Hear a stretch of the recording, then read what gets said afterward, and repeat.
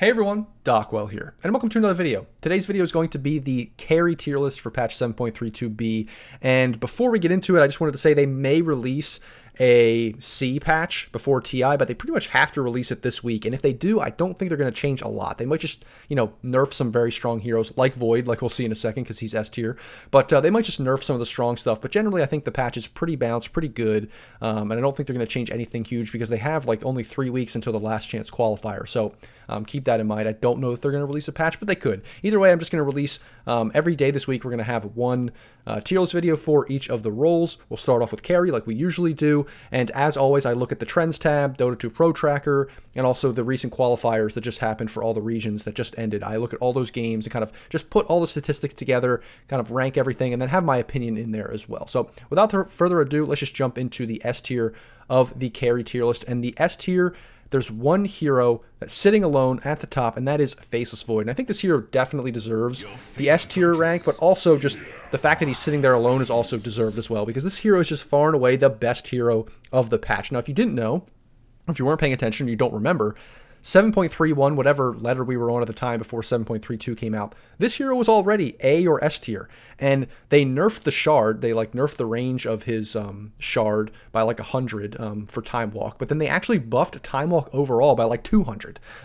So overall, I think it was 200, maybe it was 150 or something like that. So overall, they actually buffed the hero just in general. There was pretty much no other nerf to the hero, and the hero was already really good. And then with the nerfs of everything else and all that kind of stuff, this hero is just so good, far and away the best carry of the patch. In the qualifiers, we were seeing Void first picked, either first picked outright or just in the first phase of the draft being picked by a lot of teams. Because this hero is just so good right now. It's pretty much just the best carry, like I said. And there's nothing super special about it. I mean, it just does Faceless Void things. Obviously, you have your Chronosphere. That's just a huge teamfight ultimate. It's the same Faceless Void stuff. A big reason why Faceless Void is either good or bad. When Faceless Void is good, it's because he can hit his timings really quickly, and it's also because he's able to fight without Chrono, which he can definitely do. So increasingly, you're able to just, with the shard, with potentially getting an Ags, just with the way the hero is built and with the fact that this time dilation spell is so annoying to so many mid-heroes, so many spellcasters, and also does damage, it just allows him to jump in and out of fights without committing his Chrono, doing a ton of damage, and then when you need to Chrono one guy to win the fight, you can also do that. This hero is just so broken. It just does so much damage, so hard to keep up with, and then even though Refresher Orb was nerfed, you can still buy it as a 6th, 7th item, and then get 2 Chronos, and it's just so hard to fight into that. Also with other heroes like Enigma, some of these heroes that are really good, you just can never count out a Chronosphere to straight up counter Enigma, because it's so hard to play Enigma into Chronosphere. All that kind of stuff is one of the biggest, or the big reasons why Faceless Void is so good. But yeah, he's just far and away the best hero right now, just overall really, really good. So that's S tier, Faceless Void, up top, all alone. And then A tier, we're going to move into the first hero. And this is my favorite hero. This is my most played hero, as you can probably see with the number there, which is Slark. And I was wrong about Slark, kind of, a little bit, because obviously I saw the nerfs to him in this last patch with the regen, or I think it was the regen, or maybe it was the patch before, but they also nerfed the length or the duration of level 4 Essence Shift, I think, and then also the 25 talent, and I was just so mad about that. But they did change the pounce to now allow you to get stacks with each pounce, and I think that was the big change that allowed this hero to become, I mean, it's pretty obvious that it was allowed the hero to become really good, because just in general, I always, with playing the hero, I always really wanted to buy Ags. Ags is just so good, but people weren't really buying it. It just didn't seem to fit into the build, and now, because of the way pounce works, you're just buying Ags straight out. So you're basically buying Ag's second item. So you can get Falcon Blade, you can get Echo Saber, you can get Mage Slayer, potentially Diffusal Blade. You get one of these items, maybe even Falcon Blade plus another one, and then you just go straight into Ag. So you get those 2 pounces, then you get 2 ults with your shard, and this hero is just insane. And actually, it feels like in the past, before this patch, this hero was pretty good already if you did go the Ags build, because you would have the 2 pounces, you would have 2 ults, and back then, before they nerfed the regen, you actually had way more regen. It was insane. You would just regen up your team. You have the save, and that's also, I mean, currently you still have the save with the shard. That just, you can't count out a hero like that. Jumping in, having so much mobility, getting so many stacks, doing a ton of damage, and then also having this awesome save for your team. It's just, you can never count that out. It disjoints things like Legion Commander Duel, like Axe Call. It's just straight up counters all those kinds of single target spells that really pick off individual teammates. So this hero is just great overall. You no longer try try to pick people off on the side lanes. I mean, you can still do that. You don't really buy Shadow Blade that often anymore. You just go Ags, you go like damage and carry items, Scotty, Basher, BKB, all that kind of stuff, and you just a menace in fights. You're super, super hard to deal with those 2 pounces. So that's Slark. Overall, he's pretty good. You still have to be careful with him, though. His laning stage is generally decent, but you can still be countered. It can still be difficult to get off the ground with him if you don't have a good early game, so keep that in mind.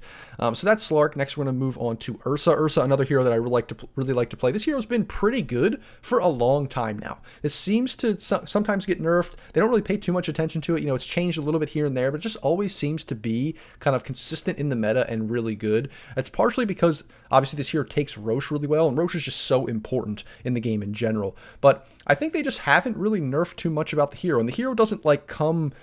I think the biggest thing is they don't really pay attention to it much because it's not a huge like pro hero. You don't see it in pro games a ton. Like, it is possible to pick it up, but it's more of like a pub stompy, good pub hero, but it doesn't feel super annoying to play into an Ursa or anything like that because, you know, you do kill people, you do run at them, you're very strong, but it's harder to take towers, so it's kind of this balance. You have to play very careful, and if you feed once or twice on Ursa, you don't have Aegis, you're not able to get it, it can be difficult, but overall this hero is really good. I think the big thing to say about Ursa is I would not ever really go Diffusal on this hero. I mean, in the past, Diffusal was a pretty good build. We were seeing like pros pick it up, but actually if you go to Dota 2 Pro Tracker, you'll see Battle Fury being the main build, and I would pretty much always build Battle Fury on this hero just because at any lower MMRs, like even my MMR or below, you're going to want to focus on farm rather than fighting because you can never really rely on your team to pick the right fights, to take the right fights, to cast their spells correctly. So I would always opt for farm instead on this hero, which just makes you able to scale into late game better. You don't have to rely on those fights. So I'd pretty much always build Battle Fury. But overall, just a really good hero, has a good win rate in high MMRs and all the way through low MMRs. So definitely suggest picking Ursa, a very good hero. Next is Clinks, another hero I really, really like. I've played a lot of Clinks.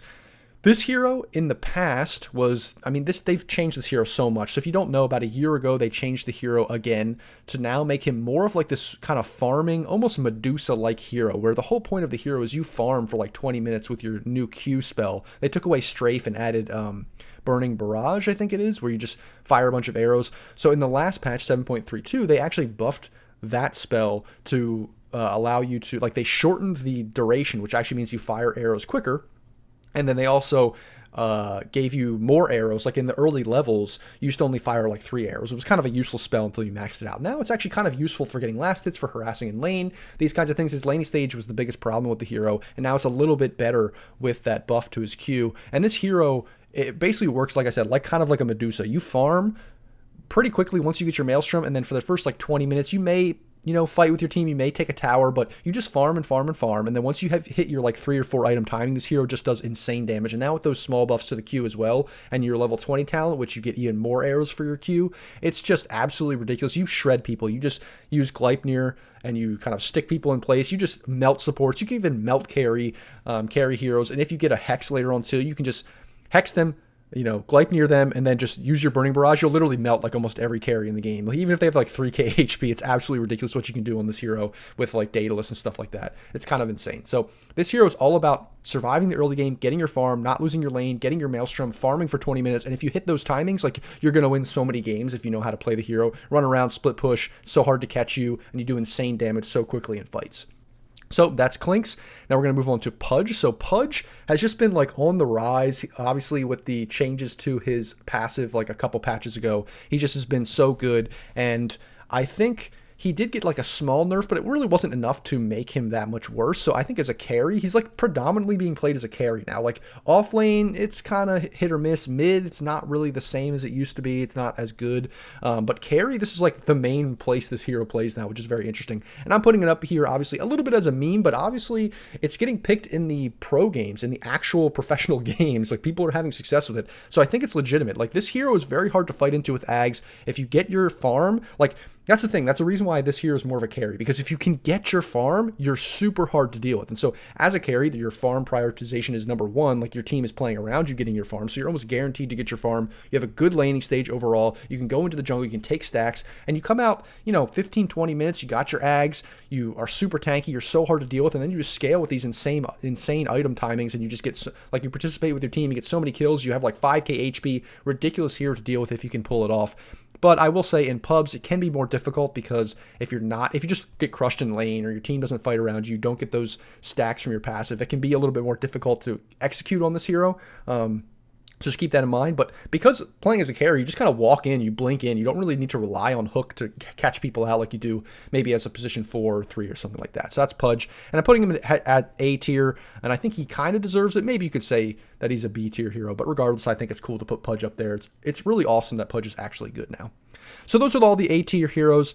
Like I said, Faceless Void, definitely the best. These A tier heroes, though, pretty good right now overall. And then we're going to move on to B, which all these heroes are generally viable. I think they're pretty good carries. You can kind of pick them in almost any game, but they're not like far and away the best. Like they're not stomping games. They're not insanely good. They're just kind of generally decent picks. First, we have SF here. This hero is, again, on the rise. They keep buffing it to try to make it better because it's kind of been irrelevant for 5 years or so now. And it's finally actually becoming relevant. It's still like a mid laner kind of, but it also now plays carry. The big thing is they made like his Q, his Shadow Rays, like almost like a Bat Rider spell, like the sticky napalm. It like makes the turn rate and the move speed slower. So if you get triple raises on people, especially in the side lanes where they have a far distance to run as the carry, you're against the offlaner, the creeps at your tower, like they have to run pretty far to get to their tower, and if you can chase them down with your raises, like you can just secure kills. Your laning stage is absolutely insane. And then you kind of function a little bit like a tanky hero, like a Medusa-like hero, where you just sit there. Not that you're farming fast like a Medusa, but later on you just kind of sit in place, and you can just hit people with your insane attack damage, your insane attack speed. And then later on, he actually has this talent now where his raises apply attack damage, which is really good because kind of when you played this hero as a carry and it hit 20 plus minutes, you almost never clicked raise anymore because it was just better to click people with your actual right click damage. But now it's actually beneficial to use raise because you're also getting that attack damage, and now you're slowing them, you're getting even more damage with the raises, you're mixing that magic and right click damage together, all that kind of stuff. It's really, really good. So that's Shadow Fiend. TA was a very good hero for a long time, was pretty high up on the list of carry. It kind of has dropped a bit. It's not as popular. Some nerfs have happened to the hero, but I think it's still generally pretty strong. It's not like the best overall, but it's generally stable. You can still pick it. Not too much else to say about TA. There's nothing special other than what TA's already been doing for the last year or so. It's just kind of the same, but just not as good. Before it was like A, maybe even S tier. Luna was really good, I think, about a year ago or so, many patches ago, then kind of fell off, and now is kind of coming back. So they recently changed the shard. They took away the old shard, which was one of the reasons why it was good about a year ago, and then they kind of made this shard new, which is that the new shard allows you to get more attack damage based on your every time you hit Lucent Beam, and then you also have a better laning stage and also buff up your team because at nighttime your attack damage that you get from your passive is applied to everybody. So for the 5 to 10 minutes, that really helps everybody in the laning stage. It helps you like win lanes by not even being there, just existing in the game, which helps us here have a better laning stage. You also do more damage in the late game with that Lucent Beam thing. Makes the Ags a little bit more viable. I have seen this hero played as a forward position. I wouldn't recommend it, but still, I think this hero's on the rise now. Just a little bit better, stable carry overall. And you can never count Luna out because if you get your farm, which you can generally farm pretty quickly, and the enemy loses one team fight, you can push their base and take like 2 sets of racks in 40 seconds or something. It's absolutely insane. So that's Luna.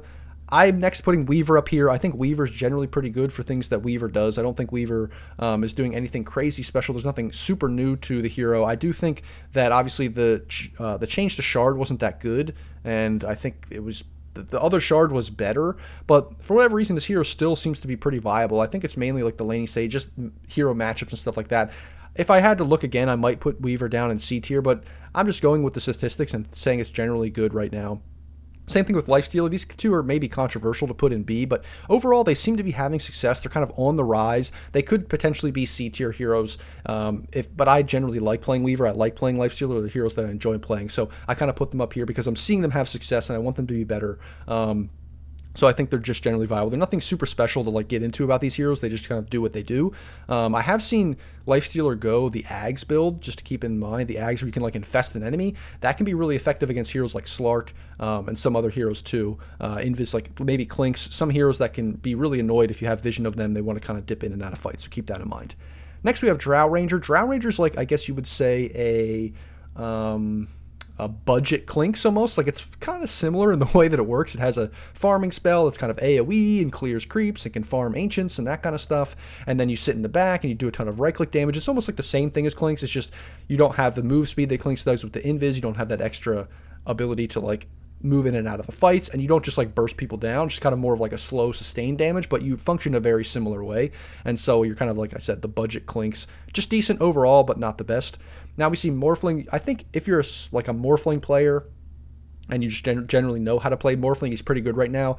Looking for him to be on the rise. He could potentially even be A or S tier. Look out for him to almost be S tier. I'm just putting him here because generally in pubs, for like, everyone that's watching this, I wouldn't suggest picking Morphling unless you know how to play him, and he's like kind of OP. He's always like a pub stompy hero. But the big thing about this hero that changed is the Ags changed now to Steel. I don't know if it was the last patch or 2 patches ago, and people just are finding out that it's good now, but or maybe they buffed the Ag Steel. But anyway, so basically, depending on the hero that you choose to morph into with your ultimate, you steal either status resistance, spell amp, or attack speed from them. You actually take it away from them, which is really good. So you see people going now just like casual Falcon Blade, Manta, straight into like Ags, because once you hit that timing, you can like you basically morph into their carry, and their carry, if usually an agility hero, is just screwed now because they have way less attack speed, or if they're a strength hero, now they have way less status resistance, so if they get stunned at all, like, they're just screwed. Now you're doing way more damage, you have increased status resistance, like all that kind of stuff. It just makes this hero really good. And then obviously Morphling is a very, very good late game hero regardless. When you get your Scotty, you get your BKB, you get all these damage items, and you're super hard to deal with in general. So having that Ags, that like kind of mid-game timing, makes this hero really, really good. Next, we have Monkey King. Nothing super special to say about Monkey King. He's just generally overall pretty decent right now. Kind of similar to like Weaver and Lifesteal. There's nothing crazy about him. Nothing has changed a lot. He's just kind of always kind of sitting in that mid tier. He's definitely pickable, but he's not like the best hero ever. He's just okay. Next, we have Terrorblade. Probably the best overall of the illusion heroes. I will say Naga is kind of on the upswing too. Naga's kind of getting better because some of the buffs and the way that they have made the hero more viable. So keep that in mind. I know I have Naga in C tier, which I'll get to in a bit, but you could potentially put Naga in B tier and Terrorblade below Naga in terms of how good, in terms of an illusion hero. But I think Terrorblade, just based on the win rate, based on what I'm seeing, I'm not really an illusion hero player, but I think Terrorblade is still the best. I think it's just the reason why people think Naga is good is because Naga has been terrible for so long that now it's finally viable, but I think they're overrating it a little bit. But anyway, nothing crazy about Terrorblade, just similar Terrorblade stuff. Lone Druid has been pretty good for a long time. You just have to be kind of a Lone Druid player. I think this hero is generally pretty good for all the reasons that Lone Druid has always been good. I think before it was almost A or S tier. It was just like stomping games. It's not as good as it was then, but just again, middle of the road, middle of the pack.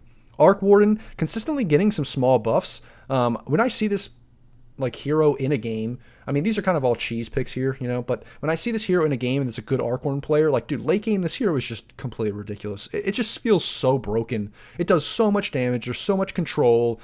It's so hard to deal with. Like, how do you deal with this hero in general? If you're a good Arc Warden player and you practice it and you can get good with it in general, like, I don't know. It can just be so annoying. Even in lane, sometimes it can be super annoying. I see how it have more success as like a mid because it can like dominate some mid matchups with the Spark Wraith, but still a pretty viable carry. Still can play the carry position pretty well. I just see it mid more, but overall I think this hero is broken if you know how to play it.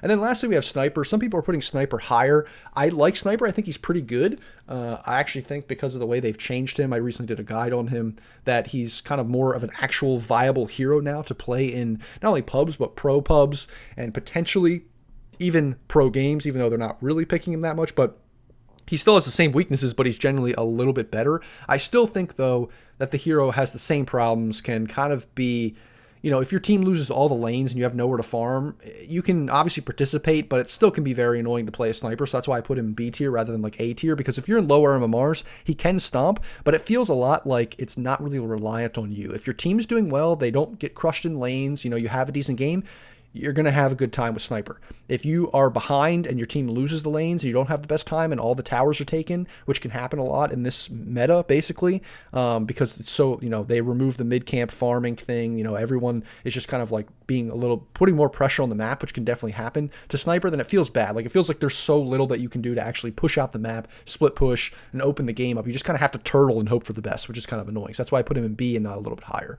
But it's kind of cool to see Sniper actually being a viable hero. Next, we're going to C tier. So at the start of C tier, we have some heroes that like fell off, or heroes that have kind of risen back from oblivion or obscurity. So first we have Juggernaut. He was a really, really strong hero, I think last patch, like 7.31.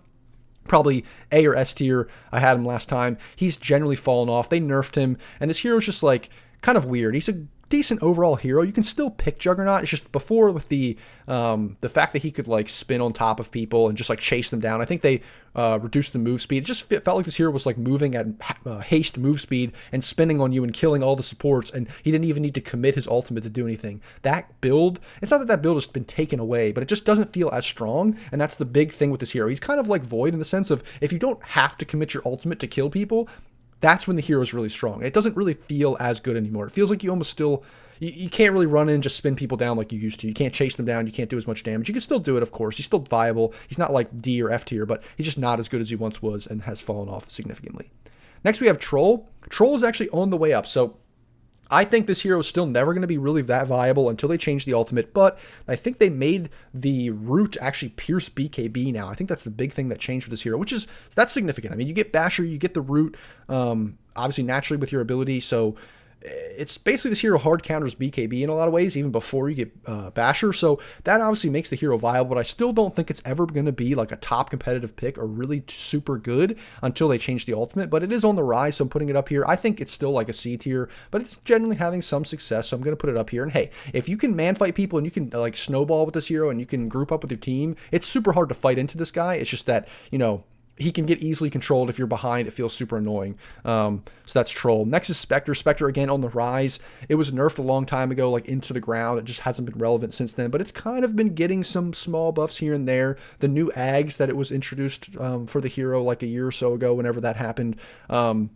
Maybe it was when all the heroes got Ags. Maybe that was years and years ago. I don't remember. But the Ags where you get this like mini haunt, I think that's pretty good. That build is generally viable. The hero still is pretty good late game. I think this is like this tipping point with Spectre. Spectre is either really good or really bad. And look out for Spectre to become kind of really good in the future. Like a buff or two more, and I think this hero might be S tier. Right now, it's still not the best, but it's, you know, it's kind of verging on the best. I think it still just needs a little bit of like a better farm securing mid game and early game, but other than that, I mean, this hero, it's always pretty dangerous because if it ever gets pretty good, it will just be amazing. Sven's been bad for a long time. I still don't think he's that good, but I do see people rating him highly, so I'm going to put him in C tier. I would still put him in F tier, honestly. I don't see very much Sven. I don't think he's that good. I don't see why he's that good. At least I just don't see the success with Sven. I just don't see it. I haven't felt, you know, good playing Sven in a long time, but they have kind of changed the ultimate or the shard and the Ags and these kinds of things to make Sven very similar to how he was back in the day when he was like busted and he was like S tier and he was just flying in with his hammer and dispelling people and critting them down. He was very good in that patch, and he's kind of similar to how he was then, so maybe I and other people are underestimating him. Maybe he'll be like really big in TI. I just don't see it happening. I just haven't seen Sven have good success in a long time, but hey, maybe he's on the rise, maybe he'll be up there, I just don't see it right now. Bloodseeker, nothing too special or crazy about this hero. This hero is just the same as always. They're trying to make this Ags a thing, which is like a mini Pudge Rod or something. It's just not working. It's not a big deal. Otherwise, the hero is just generally okay. He does good damage with his Shard. I think the Shard is the main reason that the hero is like viable. Otherwise, it's just Bloodseeker, does Bloodseeker things. Chaos Knight has kind of been on the decline ever since this hero was pretty broken in the carry, but especially the offlane role, so he's just kind of been on the decline since then. Still viable, but just not the best. Wraith King's kind of in a weird spot. They keep like changing this hero in weird ways. It was really good for a long time, but has just been okay recently. They kind of nerfed the skeletons, but then gave him a talent that makes the skeletons actually a little bit better than they were. So it's a little bit of a trade-off. Like before you get to level 10, it's not as good, but then once you hit level 10, it's better. So he's still a viable hero, just not the best. If you're a decent Wraith King player, I like Wraith King. I still think he's like pickable, and I still pick him sometimes. He's just not the best overall. Medusa's kind of been on the downtrend for the past like 6 months or so. This hero was good for like a year or two without like, they tried to nerf it and just didn't get nerfed. I still think, again, it's sort of like Wraith King. Viable, pickable, definitely decent, but just not as good as it once was, especially against heroes that are like, I mean, obviously you don't buy Diffusal on Ursa as much, like I said, but you can still buy it on Slark. Like some of these heroes I just think deal with Medusa really well, some of the good heroes right now, so she doesn't have the best matchups. Next is Dawnbreaker. Dawnbreaker's been nerfed a decent bit. Same thing with Marcy. Marcy's been changed. Marcy, I think, is more viable as a carry than she once was, and Dawnbreaker generally nerfed a little bit, but I still think these heroes are generally still pretty good. They're kind of like the new heroes that everyone's picking in a lot of other positions. I just think as carry, they're just not as good at carry as they are in the other positions, so that's why I'm putting them in C, but potentially you could consider them B. They are viable, they are pickable. It just seems like they're better in other positions, so that's why I kind of put them down here. But there's nothing too crazy about them where it's like, oh, they feel really bad in any situation.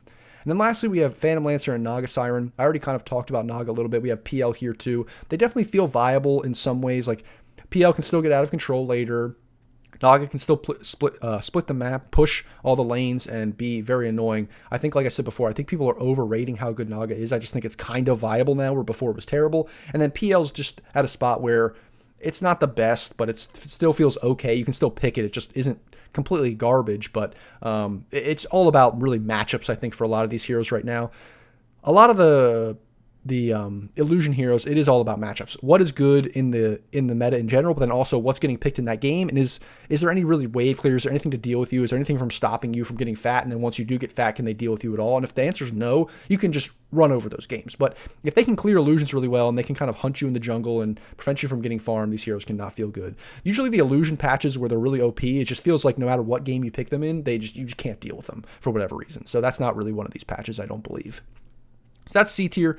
Next we have D tier, and D tier is filled with a lot of heroes that they either were once good, they were good last patch, or they got nerfed heavily and significantly. I'm putting Phantom Assassin here largely because if you look at the win rates on this hero, it's like 42 or 43%. This hero got some buffs in 7.32 and was like probably A or S tier, and then honestly got nerfed pretty hard. And for whatever reason, the nerf didn't seem that big, but it generally was like a decent attack speed nerf to the hero, and now it just like fell off a cliff because of that, which is really weird. I still think it's viable in pubs. I think even my level and below, like, you could still pick this hero and have success. So I really do think actually in like a pub, like a mid-tier pub, 3 to 4K, legend, let's just say 3K MMR, like legend, Archon, whatever it is, bracket, like this hero is probably B tier. Like, it's just middle of the road. It's still really good. If you get your items and get late game, you're still unstoppable. You're still really hard to deal with. I'm just putting it in B because that's what the statistics say, and it definitely did fall off pretty hard from where it was before. Maybe this is a little bit harsh on it, but it's just kind of where the statistics are and what the pros are saying. But I do think it's a little higher than this. For me personally, I still think the hero's viable, but I'm just putting it here based on that. So just kind of wanted to say that, just almost as like a shock value kind of thing, like shock you and say, hey, look, PA is a lot worse than it used to be. And then similarly, like the next three heroes are all the same as PA in a way, where Alchemist, Bristleback, Razor, all very good, like last patch 7.31 or whatever. Bristleback was like S tier. Alchemist was the big time hero in the last patch, and they just fell off a cliff. They got nerfed, they got changed, or the meta changed, and now Alchemist, you can still pick him. I think he's not F tier like he has been in a lot of other patches when it's not an Alchemist patch, but just hasn't been as popular as it once was. Bristleback fell off a cliff. They basically, one of the biggest things about this hero was, I think, your level 25 talent. The amount of damage you did was absolutely insane. They nerfed that, so it's still sort of viable, but just not nearly as good. So I think people just, once it got nerfed, and it's not like S, people just stopped picking it, and it just like fell off a cliff, and that's pretty much what happened. Razor, it's just been so good for so long. We see ATF picking it all the time on OG that I think they just keep nerfing Razor. It just gets worse and worse and worse. Still viable, but I think carry is like kind of its worst position, because you almost want it to be like a mid or an off lane, just some other position, not your main carry, because then you can still carry from like the off lane and still be this kind of hero that just causes more chaos in fights and is an anti-carry for the other team, but you don't really love being the main damage dealer, the main carry in the game. So that's why, especially as carry, I'm putting it in D tier. Ricky just has been bad for a while. Nothing to say about Ricky. He's just not really getting changed to get more viable. I mean, there are things about the hero. They did change some of the stuff to farming in the last patch. Like, they made you do double damage to creeps, I believe, when you backstab them, but you're like barely ever backstabbing them. I mean, you are occasionally, but it's just not enough of a buff. And I think they nerfed it in a small other way too, which it just didn't make sense. Either they nerfed the damage or agility growth or something. It just didn't really make sense to me, so it just didn't change the hero that much. It's still kind of bad. Nature's Prophet is still okay. It's still decent. I just don't really recommend people picking this hero as a carry in pubs. I think it's more viable in other positions, but it's still okay. And then Anti-Mage has increasingly been getting new buffs, because I think the hero has been F tier or really bad for a long, long time, and it's finally getting a little bit more viable. It's getting a little bit better here and there. I think it's definitely pickable in certain scenarios, maybe last pickable in certain games.